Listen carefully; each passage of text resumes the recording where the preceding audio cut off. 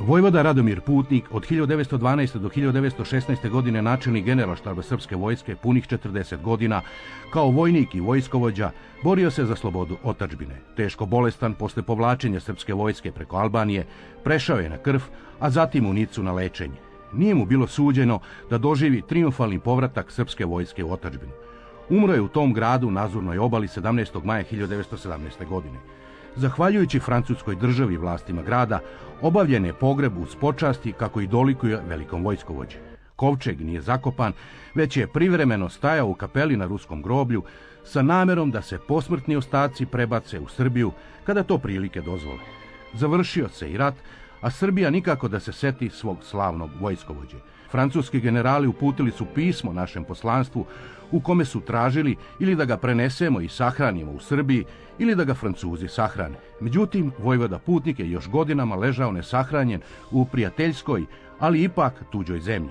Srbi su počeli da izražavaju svoje negodovanje zbog krajnje nemarnog odnosa srpskih vlasti prema mrtvom vojvodi.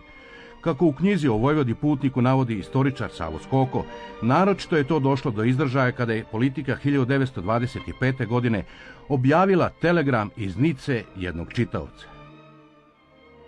Juče sam, vraćajući se u otadžbinu, stigao u Nicu. Kako ostajem ovdje nekoliko dana, pošao sam danas da obiđem Nicu i da vidim ima li još tragova iz onih ratnih dana kada je Nica dala utočište mnogima od naših. Tako sam posjetio i crkvu u kojoj je bio privremeno smešten kovčeg sa mrtvim telom našeg generalisimusa Putnika do prenosa u otadžbinu. Zaprepastio sam se kada sam, ulazeći u crkvu, opazio u prozoru onaj isti kovčeg koji sam pre 7,5 godina ovdje sa poštovanjem gledao. Veliki vođa naše vojske još uvijek leži u crkvenom prozoru i otadžbina ne može još uvijek da se seti svog velikog sina, kome toliko mnogo duguje.